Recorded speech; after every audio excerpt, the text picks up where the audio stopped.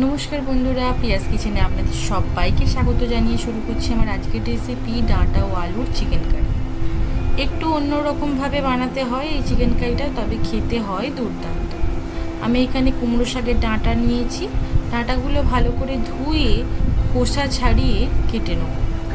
আমি কিন্তু কুমড়ো শাকের ডাঁটাগুলো গোড়ার দিকেও নিইনি আর ডগার দিকেও নিইনি, মাঝের পোর্শনটা নিয়েছি।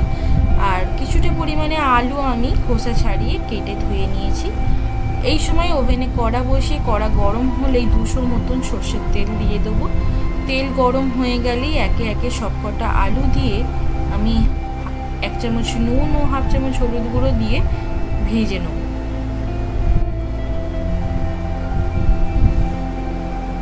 আলুগুলো হালকা একটু গোল্ডেন ব্রাউন হয়ে গেলেই একটা বোলের মধ্যে আমি তুলে নেব। সব কটা আলু ভাজা হয়ে গেছে, আমি তুলে নিয়েছি।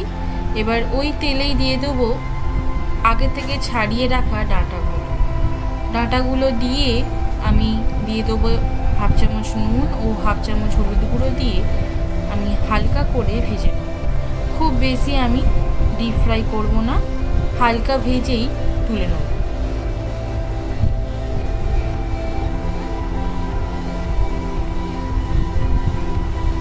সব কটা ডাঁটাই আমার ভাজা হয়ে গেছে, আমি তুলে নিচ্ছি।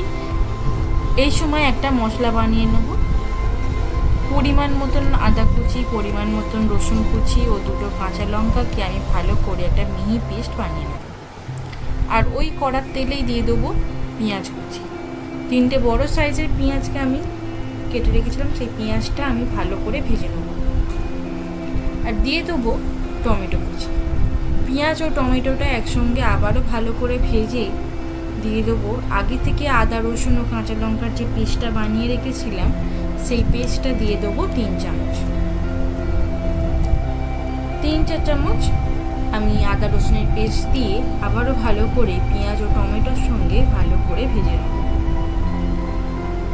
একটু ভাজা হয়ে গেলেই দিয়ে দেবো 1.5 চামচ পরিমাণে নুন, 1 চামচ হলুদ গুঁড়ো ও 1.5 চামচ পরিমাণে লাল লঙ্কার গুঁড়ো দিয়ে আবারও ভালো করে মশলাটা আমি কষিয়ে নেব।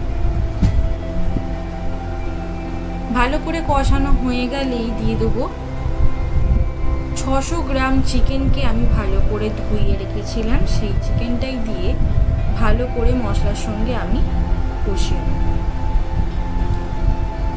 চিকেনটা একটু নেড়ে চেড়েই আমি গ্যাসের ফ্লেম লোতে করে দিয়েই ঢাকা দিয়ে রেখে দেবো 10 মিনিটের মতো।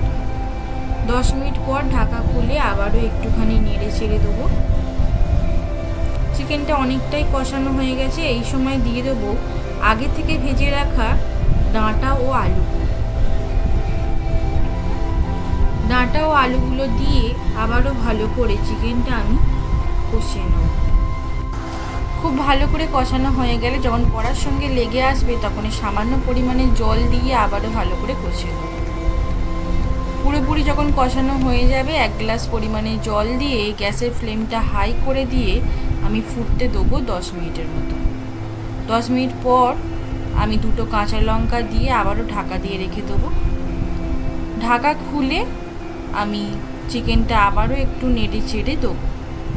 যখন পুরোপুরি আলু, চিকেন, ডাঁটা সব সিদ্ধ হয়ে যাবে, সামান্য পরিমাণে গরম মশলার গুঁড়ো দিয়ে আবারও নেড়ে চেড়ে গ্যাসের ফ্লেমটা অফ করে দিয়ে ঢাকা দিয়ে রেখে দেবো। পুরোপুরি চিকেন রেডি হয়ে গেছে, আমি ঢেলে নিচ্ছি একটা বোলের মধ্যে। আমার রেসিপিটি যদি আপনাদের ভালো লেগে থাকে তাহলে অবশ্যই আমাকে কমেন্ট করে জানান। আরও রেসিপি জানতে হলে আমার চ্যানেলটিকে সাবস্ক্রাইব করতে ভুলবেন না। আজ এই পর্যন্ত, আবার দেখা হচ্ছে পরের একটি কোনো রেসিপি নিয়ে।